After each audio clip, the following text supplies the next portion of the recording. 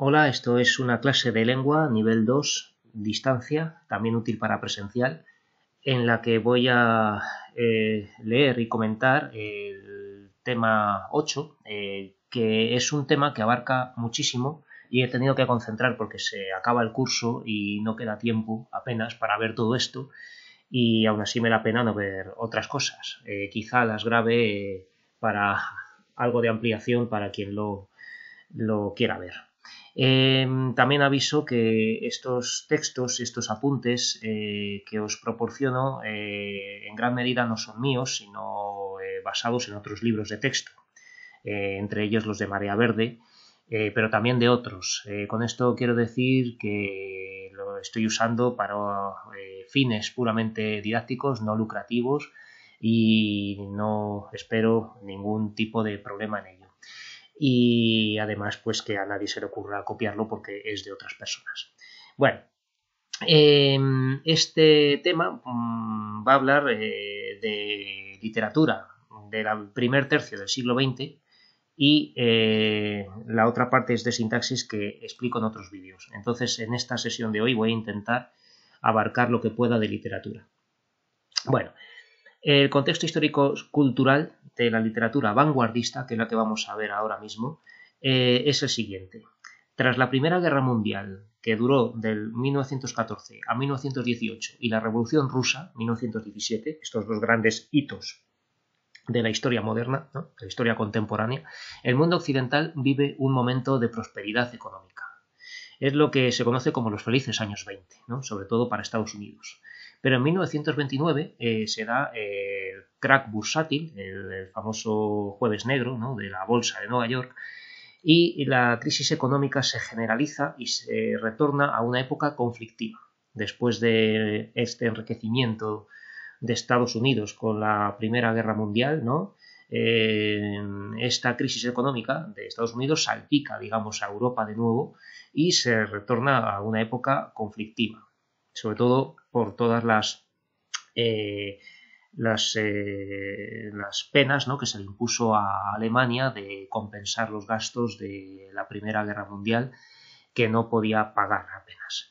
Entonces, en este momento serán también profundos conflictos sociales que derivan en la aparición de movimientos fascistas en países como Italia, Alemania o más o menos en España, ¿no? Siempre se dice que la diferencia entre autoritarismo y totalitarismo, unos estados como Alemania, sobre todo, Italia tampoco, aunque sea fascista, tampoco tanto, Alemania era un estado totalitario, mientras que España era un estado autoritario, ¿no? No había tantísimo control como en Alemania ni una limpieza del tipo que hicieron los nazis. Todo ello desembocó en la Segunda Guerra Mundial, ¿no?, y en España previamente la Guerra Civil, por supuesto, que es como el prólogo de la Segunda Guerra Mundial, del 36 al 39. Bueno, en cuanto a la situación nacional, como estaba ya adelantando, España vive hasta 1931 bajo la monarquía de Alfonso XIII, plagada de momentos críticos, tanto en lo social como en lo económico y político. Habría que señalar aquí la guerra de Marruecos, que fue una tragedia para España. Ese año, tras la victoria electoral de los partidos republicanos, en 1931, el rey abandona el país y se inicia la Segunda República Española. La primera fue en 1871, ¿no? Entonces, la Segunda República va a durar estos 5 años, en las zonas republicanas un poco más, se supone, hasta el 39, pero en principio de 1931 a 1936, que hasta que el gobierno cae, dando lugar a la Guerra Civil Española, 1936-1939. Y tras la victoria de los sublevados, el bando nacional, ¿no?, se da paso a la dictadura de Francisco Franco, de 1939 a 1975. Esto sería otro tema que habría que abarcar para hablar de la literatura del franquismo, que también fue interesante. Bueno, serán 3 los movimientos literarios hasta la Guerra Civil, que vamos a mencionar aquí muy brevemente, porque no tenemos tiempo para verlos en profundidad. Las vanguardias, el novecentismo y el novecentismo, que también se llama Generación del 14, y la generación del 27, que viene a ser una forma particular española de las vanguardias. ¿De acuerdo? O sea, la generación del 27, digamos que es igual que la generación del 98 era la versión española del modernismo, la generación del 27 va a ser la generación española de las vanguardias europeas, por así decir. Bien, aquí tenemos un cuadro de Dalí, ¿no? Para hablar del surrealismo, ¿no? Esto se llama Las tentaciones de San Antonio y, bueno, quiere figurar, digamos, el mundo onírico de los sueños, y aquí pues no hace más que mencionar el típico caso, ¿no?, de las tentaciones de la carne, del erotismo, ¿no?, como se ve aquí, pues unas figuras femeninas desnudas y tal, en los aires, en estos, bueno, en fin. Vamos a las vanguardias. Las vanguardias son movimientos artísticos que rompen con los moldes establecidos y que buscan provocar al receptor de la obra de arte, ¿vale? Muy importante esto de provocar. Los artistas de esta época tienen un objetivo común: crear un arte nuevo, caracterizado por su libertad y opuesto a los moldes formales del arte de su época. Quieren romper los moldes. Esto es algo que se ha hecho siempre. Siempre que ha habido una innovación en literatura, se ha intentado romper con el movimiento anterior, ¿no? Igual que el neoclasicismo quiso romper con el barroco, igual que el romanticismo quiso romper con el neoclasicismo, y así sucesivamente. Pero aquí esta ruptura es más violenta. Recordemos que estamos en una Europa agitada, conmovida por guerras mundiales, por crisis que no se habían dado hasta entonces, por un crecimiento demográfico enorme, por unos conflictos sociales enormes entre obreros, patrones, entre todo tipo de personas, ¿no? Y sobre todo, pues que la Primera Guerra Mundial fue la gran guerra. O sea, nunca se había visto semejante destrucción y cantidad de muertos. Eso hizo que cambiase la mentalidad, hasta el punto de que el arte fue, digamos, sacudido como en un terremoto, digamos. Ya no valía nada de lo que estaba hecho. Querían romper de la manera más violenta posible, ¿no? Los movimientos vanguardistas fueron muy breves, claro, porque eran tan experimentales que en muchos casos no duraban. Eran algo tan novedoso, ¿no?, que en muchos casos pues apenas duraban unos años o unas décadas, ¿no? Buscaban la originalidad y la libertad del artista, y los principales son los siguientes. Futurismo. El futurismo fue creado por el italiano Tommaso Marinetti, en 1909, y es un arte que apuesta por la velocidad y los elementos de la nueva civilización, ¿no? Es un arte que va a estar fascinado por los avances técnicos, y dice que, bueno, según él, no hay obra maestra que no tenga un carácter agresivo. Marinetti propuso demoler los museos y las bibliotecas. Decía que todo eso ya no servía para nada, ¿no? Nada debe frenar al artista, hay que dejarse llevar por el aliento vital.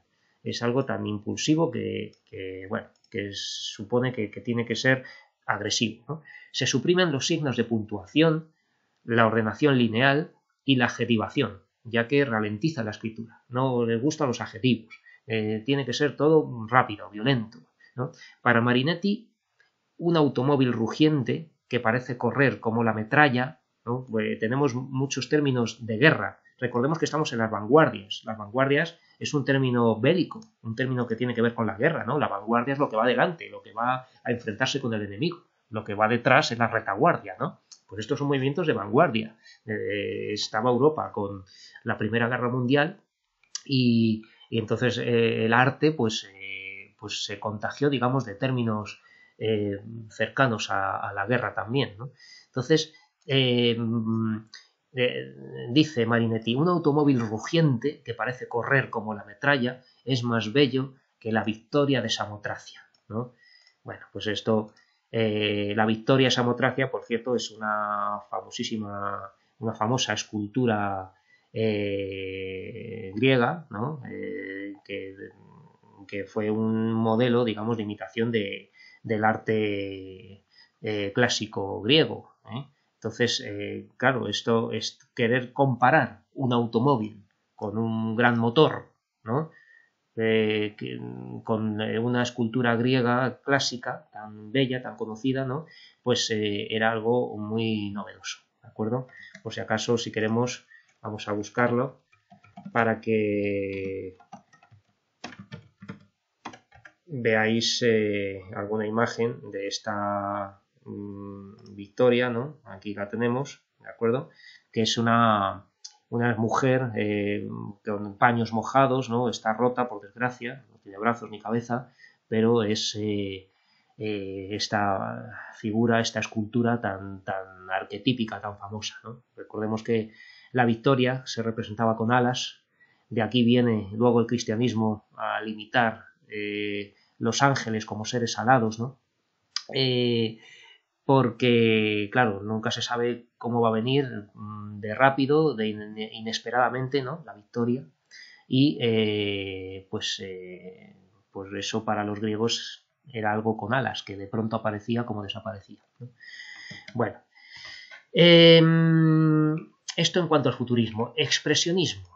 También va a surgir en Alemania. Posee un fuerte carácter crítico de denuncia social, ¿no? De expresionismo. Sus temas están inspirados por una visión crítica de la sociedad y por los sentimientos de horror y sufrimiento, aunque también de solidaridad generados durante la Primera Guerra Mundial. ¿De acuerdo? Esto, bueno, expresionismo, todas estas cosas las podemos ver en pintura también, ¿vale? El expresionismo, pues lo podemos consultar un momento. Por ejemplo, con estos famosísimos cuadros, ¿no? Como el grito de Munch, ¿no? Esto es casi lo más típico del expresionismo, este famoso grito, ¿no?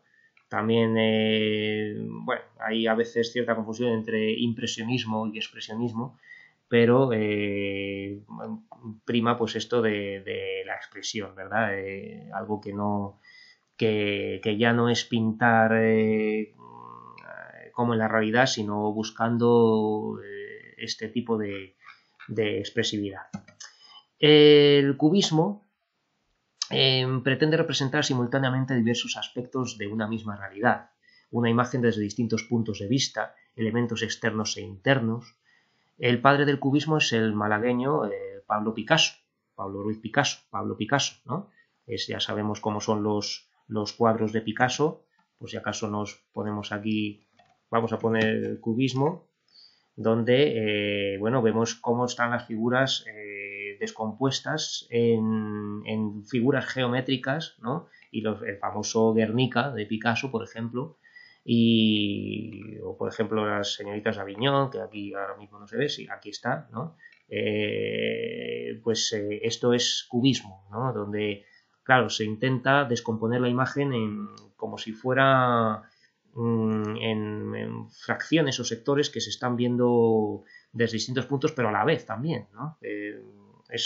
Es una manera aquí vemos, por ejemplo, esta señora que está de frente, pero está de perfil también, ¿no?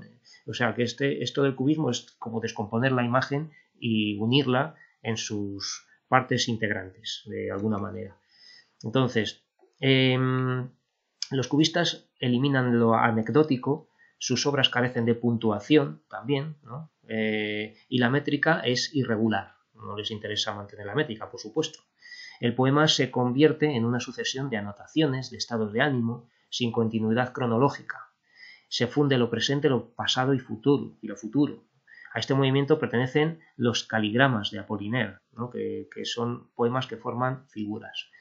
¿Vale? Aquí tenemos uno que no es de Apollinaire, sino de Guillermo de la Torre, que es de otro movimiento, pero que también está haciendo un caligrama. Un caligrama es una figura hecha con letras, con versos, con palabras, ¿de acuerdo? Quiere combinar lo que sería imagen y texto, ¿no?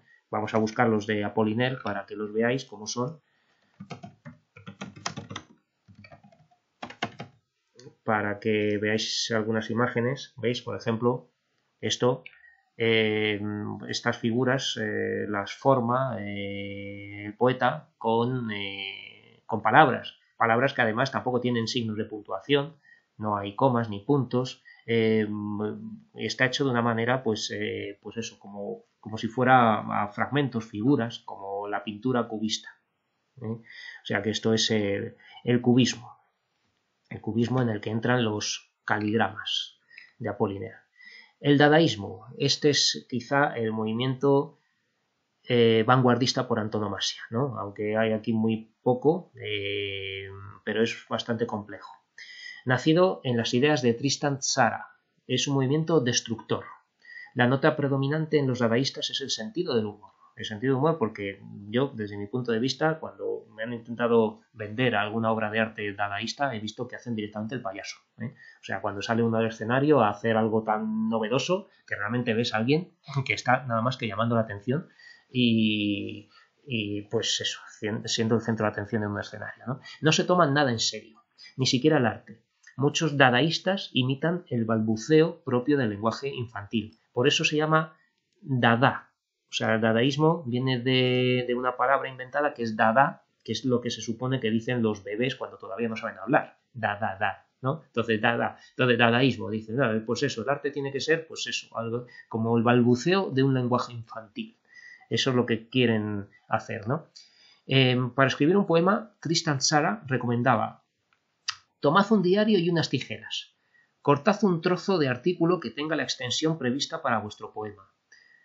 Recortad cada una de las palabras, metedlas en una bolsa, removedlas suavemente, extraed cada una de las palabras al azar, copiadlas concienzudamente.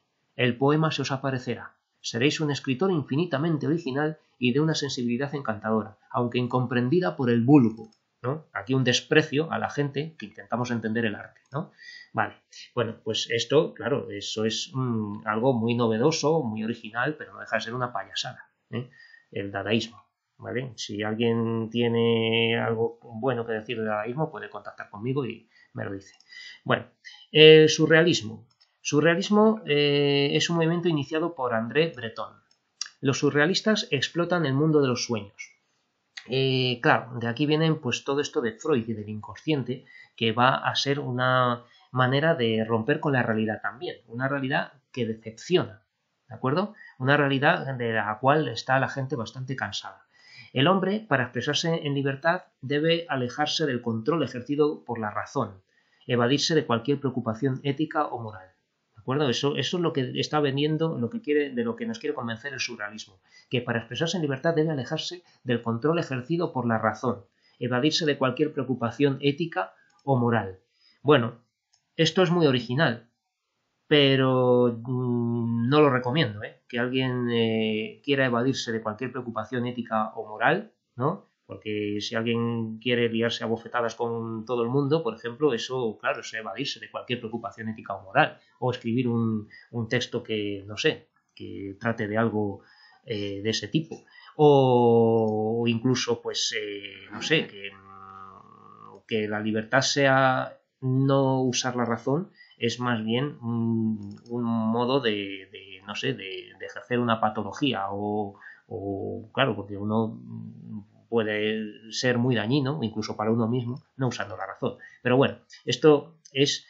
esto del surrealismo hay que verlo con ojo crítico, digamos, y con mucha atención, porque muchas veces no es algo irracional ni fuera de la razón, sino que es un racionalismo de diseño, una forma de sofística de uso de la razón.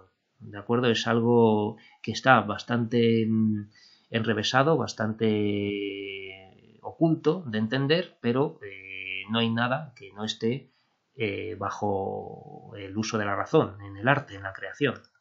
Creen que esa es la verdadera realidad, oculta a nuestros ojos, ¿no? La realidad de, por ejemplo, de esto que llaman el inconsciente, de utilizar el inconsciente, ¿no? Unos pensamientos que pueden aparecernos pues por generación espontánea, a lo mejor sin creer que los estamos manejando, pero realmente los estamos teniendo de algún modo, ¿no? Integra rasgos dadaístas también con teorías de Sigmund Freud, ¿no? Entonces, claro, esto Sigmund Freud también hay que cogerlo con pinzas, ¿no? Porque Pues porque, según Freud, así en síntesis, el cerebro y los procesos cerebrales durante el sueño son un basurero, ¿no? Porque habla yo qué sé, de querer acostarse con la madre de uno, o quiere a lo mejor decirnos que deseamos ser castrados, ¿no? O cosas así, según la interpretación de los sueños de Freud. Cuando sueña a alguien que se le mueve un diente es que desea ser castrado, según Freud. Bueno, pues eso no creo que nadie en su sano juicio lo desee, ¿no? Y el inconsciente no va a ser más listo que nosotros. O sea que Freud, bueno, pues era alguien en quien creían en este momento, porque era algo novedoso, algo que rompía con lo establecido, con estas teorías tan llamativas, y bueno, pues se creía que con esto que decía André Breton de la escritura automática, se harían estas ideas profundas del inconsciente, que decían que era algo que estaba por debajo o por encima de la realidad, surrealismo o suprarrealismo también, ¿no? Y decía así Breton: escribid rápidamente, sin tema preconcebido, bastante deprisa como para no olvidar y no sentir la tentación de releeros. Bueno, esto lo hacía Unamuno también, bastante antes, que incluso publicaba todo lo que escribía, pero bueno. La frase vendrá por sí sola, pues es verdad que en cada segundo hay una frase extraña a nuestro pensamiento consciente, que solo pide expresarse. Bueno, pues esa espontaneidad, ¿no?, que alguien puede tener escribiendo, puede que no esté fuera del uso de la razón. Lope de Vega, cuando escribía comedias o sonetos, ¿no?, de los más de 3.000 sonetos que escribió, o las más de 80 comedias que escribió, pues lo hacía así, prácticamente, porque lo hacía tan deprisa y sin pensar que le salía. Pero para nada esto era surrealismo ni nada, ¿no? O sea que esto sigue siendo un uso de la sofística, ¿no? Están siendo sofistas los que están escribiendo este tipo de arte, ¿no? Este tipo de literatura, que sí que es original, porque en esta espontaneidad, ¿no?, al escribir, se supone que salen pensamientos que no están apenas dirigidos, pero que de alguna manera se está usando la razón. La razón nunca deja de utilizarse para nada. En el surrealismo, nos dice aquí, las metáforas no se explican con la lógica, ya que están basadas en la sugerencia y en el mundo onírico de los sueños. Sigo. Por ello, no es posible acercarse a un poema surrealista desde la lógica. No se trata de comprender el poema, sino de captar las sugerencias, las ideas asociadas, las emociones que nos produce. Sí, efectivamente. Es así porque, bueno, una metáfora, en su definición, es la identificación de un término real con otro imaginario, ¿no? Y en esa identificación con el término real y el imaginario tiene que haber una semejanza, tiene que haber algún tipo de vínculo, algún tipo de parecido, ¿no? Cuando se dice las perlas de tu boca, ¿no?, la famosa metáfora archiutilizada por todos los profesores, ¿no?, como en este caso, pues claro, los dientes parecen perlas, entonces las perlas de tu boca es una metáfora. Claro, pero cuando uno está ejerciendo la sofística, ¿no?, y en vez de usar metáforas o símbolos, ¿no?, cuando se está expresando conceptos, ¿no?, el símbolo es como la metáfora, pero cuando se está diciendo algo abstracto, ¿no?, mediante la mención de un objeto físico o un escenario. Cuando se está haciendo eso, claro, hay un lenguaje, un código universal antropológico, ¿no?, para poder entender las metáforas o los símbolos, como ocurre en la poesía tradicional. Por ejemplo, el agua, que es algo que refresca, pues es algo que significa satisfacción, ¿no?, la satisfacción amorosa en muchos casos. Pero claro, en este caso, ¿no?, en el surrealismo, como quieren ser originales, los escritores van a escribir poemas donde el término real de las metáforas que utilicen solo lo saben ellos. Entonces se dice que esas metáforas son herméticas, ¿no? Se llega a un hermetismo de la metáfora y del símbolo, donde solamente el que lo escribe lo sabe, ¿no? E incluso puede que si está medio dormido o drogado o borracho, ¿no? Pues a lo mejor ni se acuerda al día siguiente cuando ya haya escrito, pero mientras lo escribe está usando la razón, de alguna manera. Entonces, nosotros nos vamos a encontrar con en este problema, en esta tesitura como lectores, que vamos a tener grandes problemas para comprender lo que escribió metafóricamente alguien, ¿no? Que se esté basando en el surrealismo, en esta corriente novedosa. Pero se entiende, ¿no? Si vemos un cuadro surrealista como el que acabamos de ver, aquí lo único que vemos es un deseo sexual reprimido, ¿no? Donde un santo, que puede ser el propio pintor que se quiere identificar con él, está deseando sexo con mujeres bellas, ¿no? Y está intentando alejar esa tentación que es demoníaca, ¿no? O que puede llevarle al mal, o que simplemente es inalcanzable porque está subida en elefantes altísimos, ¿no? Yo qué sé. Bueno, pero esto esto pues es fácil de comprender. Aquí vemos algo metafórico y unos términos reales que se entienden, ¿no? Bueno, pues en un poema igual, ¿de acuerdo? Entonces el surrealismo sigue siendo un movimiento sofístico, por así decir, sofisticado en el sentido de la sofística en términos de filosofía platónica. Bueno, el ultraísmo es un movimiento español que aparece precisamente en una revista que se llama Ultra, ¿no? Que integra todas las vanguardias. Es un movimiento que dice que, bueno, que es la vanguardia, que pues este movimiento, el ultraísmo, pues es una mezcla de todo, ¿no? Proviene del creacionismo. El creacionismo pues es más o menos lo mismo que ya lo dijo un poeta chileno, Vicente Huidobro, ¿no? Vicente Huidobro es el creador del creacionismo y el ultraísmo pues es una derivación que nace en España. Bien, vamos a la generación del 14. Los novecentistas o generación del 14 fueron un conjunto de escritores que difundieron en España el arte nuevo que se daba en Europa. Estos escritores cultivaron todos los géneros literarios, ¿no? Vamos a ver que principalmente son ensayistas, más bien, ¿eh? Yo lo que veo aquí, pero bueno. Ramón Gómez de la Serna fue el principal impulsor de las vanguardias en España, ¿no? Es alguien bastante inquieto por esta renovación de la literatura que hacía falta, ¿no? Y cultivó la poesía, la novela y el teatro. Estos tres grandes géneros. Su mayor contribución a la literatura española está en las greguerías. No es que sea la mayor, yo creo que es la más famosa, por lo fácil que es de leer y atractiva. Pero bueno, las greguerías, que son metáforas basadas en el humor, ¿no? Él decía, el propio Ramón Gómez de la Serna, que una greguería era esto: humorismo más metáfora igual greguería, ¿no? Tenía que haber algo de humor y una metáfora. Por ejemplo, los puentes son las cejas de los ríos, ¿no? Pues esto es una metáfora de los puentes, ¿no? Son las cejas de los ríos. Y claro, entonces vemos aquí las cejas y parece que hace gracia, ¿no? Las pasas son uvas octogenarias. Pues está viendo pues eso, como si fueran uvas ancianas, ¿no? Las pasas son... O sea, que todas estas cosas tienen un poquito de humor y una metáfora que muchas veces es visual, ¿no? Con cierta gracia, ¿vale? Estos son las greguerías.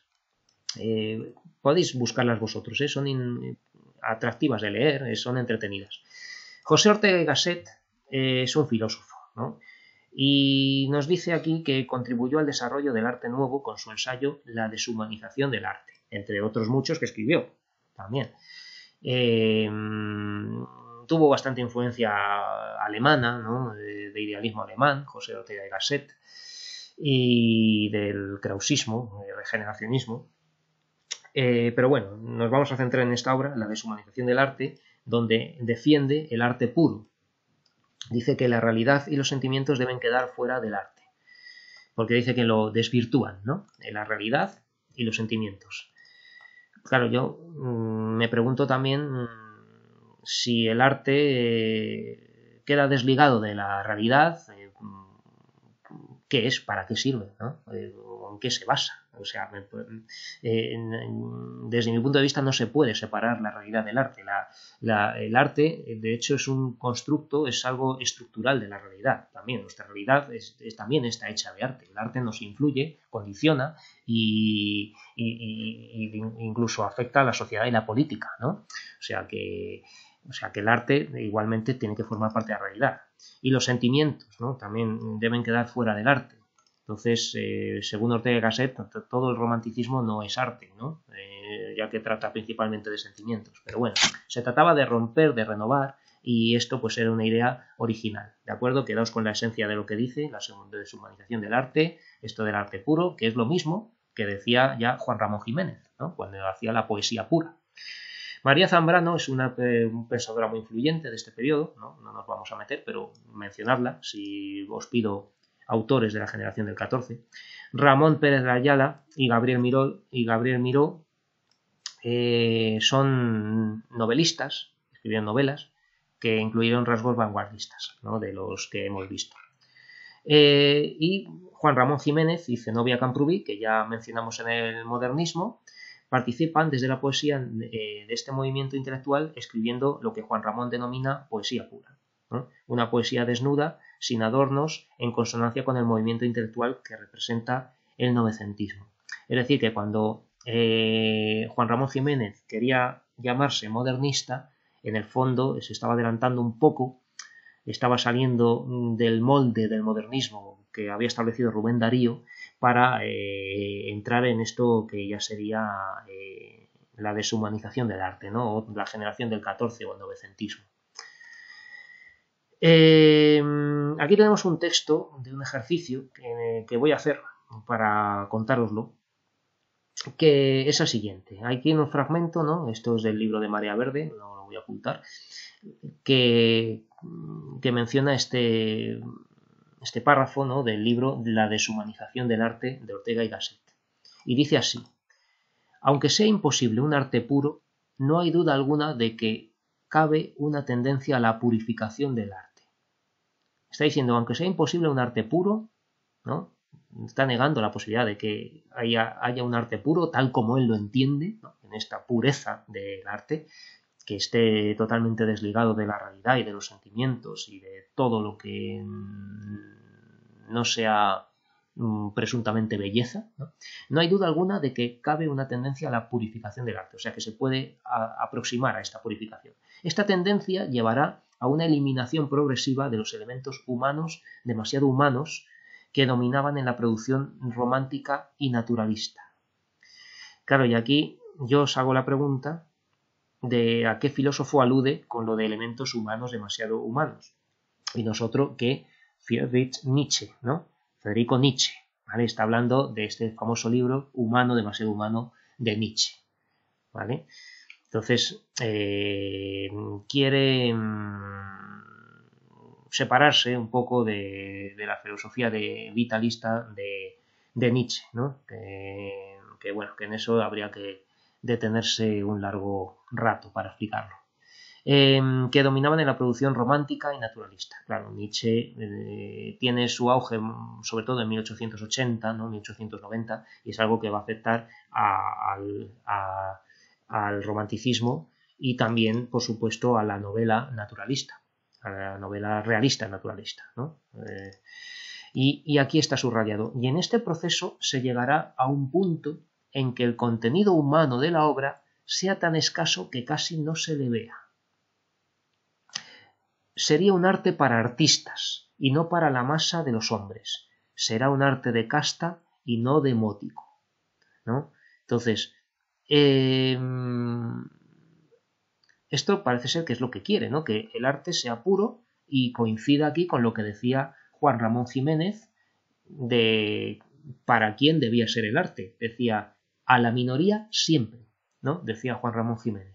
Quería que su arte fuera para minorías, que no cayese, digamos, en la masa vulgar, ¿no? En que sea algo de consumo, de popular, ¿no? Algo así que sea del disfrute de todo el mundo, ¿no? Porque cuando, según ellos, ¿no? Estos estos autores como Ortega y Gasset o Juan Ramón Jiménez, eso ya no es arte puro, es un arte que está pues vacío, que no tiene nada, porque no es arte en el fondo, ¿no? He aquí por qué el arte nuevo divide al público en dos clases de individuos, los que lo entienden y los que no lo entienden. Esto es, los artistas y los que no lo son. Es decir, que el arte, este arte puro, nuevo, es el que entienden los artistas. O sea, que solamente los elegidos, ¿no? O los que tienen una capacidad de raciocinio superior o algo así, ¿no? Según Ortega y Gasset, son los que entienden el arte.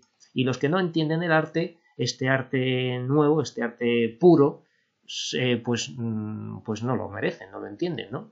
El arte nuevo es un arte artístico, ¿no? Pues aquí está haciendo casi una paradoja, un juego de palabras bastante vacío, ¿no? Es un arte artístico, ¿no? Y esto es no sé, un ordenador ordenado, ¿no? El que tengo delante, ¿no? Esto es un ratón ratonado, ¿no? El que tengo aquí. Bueno, pues así que, bueno, pues están en este bucle,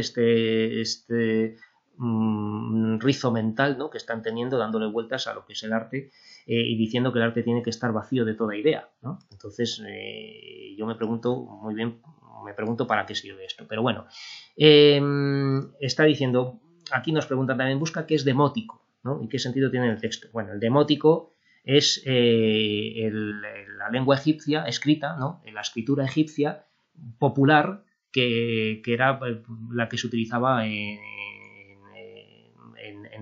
todas las clases sociales, ¿no? Estaba pues los jeroglíficos, que era algo propio de faraones, ¿no? Y en contraste con eso pues estaba el demótico, ¿no? Que es la escritura más baja, popular, ¿no? Que había. Entonces, esto de demótico en este texto tiene el sentido de popular, ¿no? Por eso dice que el arte tiene que ser un arte de casta, ¿no? Un arte de gente seleccionada, de una élite, ¿de acuerdo? Entonces esto es lo que defienden estos que como arte nuevo, que el arte tiene que estar deshumanizado, siendo lo deshumanizado para ellos un rasgo positivo, digamos, para que el arte sea arte, o sea, que el arte sea algo nuevo y no algo que esté contagiado de elementos humanos demasiado humanos, ¿no? Como los sentimientos. Bueno, vamos a leer el siguiente texto de María Zambrano. Y la poesía pura fue a establecer desde el lado opuesto del romanticismo, pero con más profundidad, con más derecho, diríamos, el que la poesía lo es todo. Todo, entendamos, en relación con la metafísica, todo en cuanto al conocimiento, todo en cuanto a la realización esencial del hombre. El poeta se basta con hacer poesía para existir. Es la forma más pura de realización de la esencia humana. Esto es algo que va en sintonía con lo mismo que ha dicho Ortega y Gasset, María Zambrano, ¿no? Y aquí nos preguntan, ¿es la poesía pura un movimiento intelectual o pasional? Pues obviamente es intelectual, ya que está despojado de sentimientos, ¿no? ¿Por qué, según ella, es opuesta al romanticismo, ¿no? Esta poesía pura? Pues porque nos dice que vamos, no, lo que quiere es que esté en relación con la metafísica, es decir, con lo que está más allá del mundo físico, con términos ideales como alma, espíritu, etcétera, y con términos intelectuales, ¿no? Con algo que tenga que ver con el conocimiento y bueno, estas ideas complejas de filosofía idealista de realización esencial del hombre. Esto también suena muy bonito, es una eufonía, ¿no? Que el poeta se basta con hacer poesía para existir. Sí, también hay que trabajar, también hay que limpiar y hacer la compra y muchas cosas, ¿no? Que habría que ver si uno solamente se dedica a hacer poesía, pues puede existir, ¿no? Es la forma más pura de la realización de la esencia humana, ¿no? Bueno, es una... Aquí yo quiero entender, para ayudar un poquito a María Zambrano, que lo que quiere decir es que la expresión artística, elaborar, crear, ¿no? Como en el término de techné, de arts, ¿no? de creación de algo artístico, con toda la complejidad que requiere, con toda la búsqueda de la belleza que requiere, ¿no? Hacer un buen poema, por ejemplo, es un acto de realización de la vida. Es cierto, bien, pero la metafísica es algo que se enfrenta a todo lo material, y la verdad es que nosotros vivimos en un mundo material, no espiritual. El materialismo lo es casi todo, ¿no? Por así decir. Bueno, pues esto es lo que están diciendo. Esta era la tendencia de pensamiento en este momento, ¿no? Con el novecentismo. Aquí tenemos estas ideas que ya conocíamos de Juan Ramón Jiménez cuando estábamos viendo la poesía Inteligencia, dime el nombre exacto de las cosas, ¿no? Por ejemplo, la poesía pura de Juan Ramón. Esto no viene a ser más que el apoyo de filósofos, Ortega y Gasset, María Zambrano, que están defendiendo este tipo de arte. Y creo que voy a hacer una pausa, voy a parar aquí y voy a continuar en otro vídeo con la generación del 27.